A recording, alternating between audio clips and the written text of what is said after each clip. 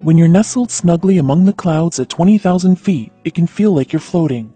It's calm and quiet when you're thousands of feet above the Earth's surface, but as the crew of British Airways Flight 5390 would tell you, that can change in an instant. One peaceful morning in 1990, the flight crew suddenly found themselves surrounded by screaming wind, twisting metal, and only a slim chance at getting everyone back to the ground alive. On the day of the flight, June 10, 1990, the weather was fair and the passengers were eager to get to sunny Malaga Airport in Spain.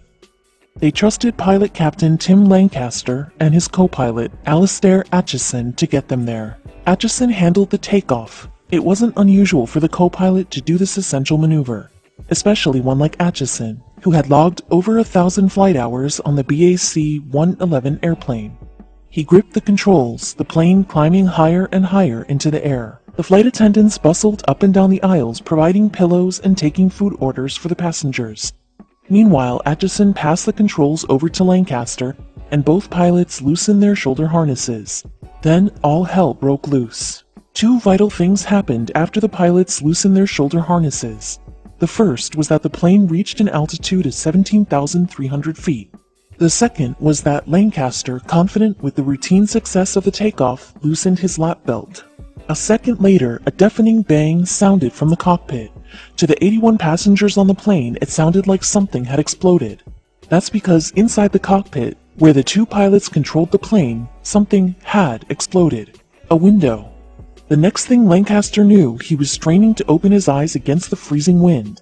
The air sliced past his body, and it took him one horrifying moment to realize that he was no longer safe and sound in his seat. At that exact moment, flight attendant Nigel Ogden just happened to enter the cockpit. He watched in shock as Lancaster's body was shoved out the window. Ogden lunged forward and grabbed Lancaster's ankles, blinking against the heavy condensation that had suddenly filled the cabin. Lancaster's knees were lodged between the flight controls, and Ogden gripped Lancaster's torso with all the strength he could muster. The flight deck door had been forced inward by the air pressure, and to Atchison's horror, the heavy metal door was laying on top of the control console. With Lancaster helpless on the outside of the plane, Ogden holding onto his legs for dear life, and the metal door covering most of the control panel, Atchison knew it was up to him to get everyone back to the ground, hopefully in one piece. If only he could hear himself think. The sound of whipping wind filled the cockpit, drowning out air traffic control's instructions as to what exactly Atchison needed to do. The seasoned pilot had always known that disaster was a possibility, but he never expected anything quite like this.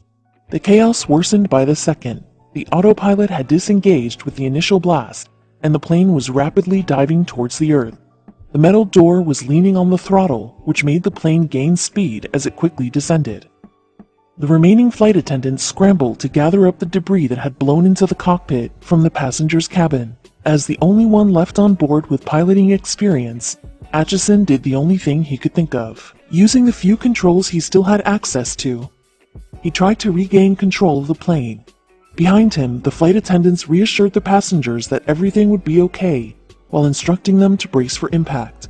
The seconds turned into minutes as Atchison clutched the controls. Atchison knew that maintaining their altitude wasn't an option.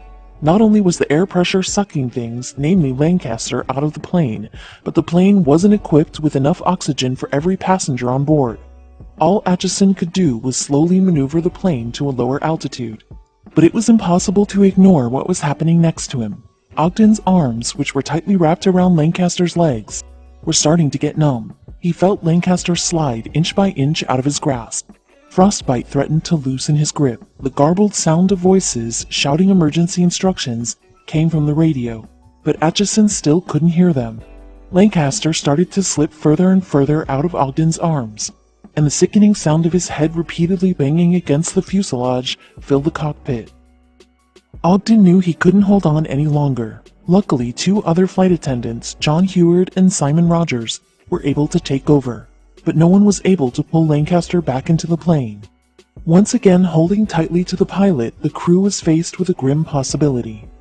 For some of the crew, it wasn't a possibility at all, but a fact. Lancaster was dead.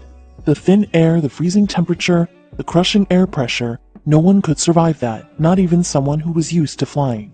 And yet, Atchison's instructions to the crew were clear: do not let go of Lancaster. He feared that doing so would end with his captain's body damaging the plane further, not to mention deprive his family of a body to bury. No, they'd hold on, but for how much longer? Atchison strained his ears and was finally able to make out the instructions from air traffic control. Make an emergency landing at Southampton Airport. At 8:55 a.m., 22 minutes after the disaster began, the landing strip came into view. Atchison single-handedly landed the plane, all 81 passengers, including Lancaster, back on the ground. Of course, two questions remained. What was Lancaster's future? And why did the whole disaster happen in the first place? What happened on the plane that day was identified as an explosive decompression. Basically, a drastic change in air pressure led to Lancaster being propelled out the window. The real culprit, however, was rooted in human error, and not the crew's. A thorough investigation into the accident revealed that it wasn't actually the windscreen side window itself that was faulty, but the bolts that had been used to install it just 27 hours before. The bolts were too small and couldn't withstand the change in air pressure. The investigators were able to narrow the blame down to the shift maintenance manager who had installed the bolts, and to Birmingham Airport management for not following proper British Airways protocol. But what about Lancaster and the rest of the crew? When they landed at Southampton Airport, rescue teams were stunned to find Lancaster blue, bruised, bloodied, but very much alive. Miraculously, Lancaster survived the incident with frostbite, a couple of broken bones, and shock. The flight crew, meanwhile, had a different fate. Atchison, Ogden, and other crew members all recovered from the incident and were even recognized for their bravery and quick thinking. Some of them were awarded with the Queen's Commendation for valuable service in the air, and Atchison got the 1992 Polaris Award for his heroic leadership.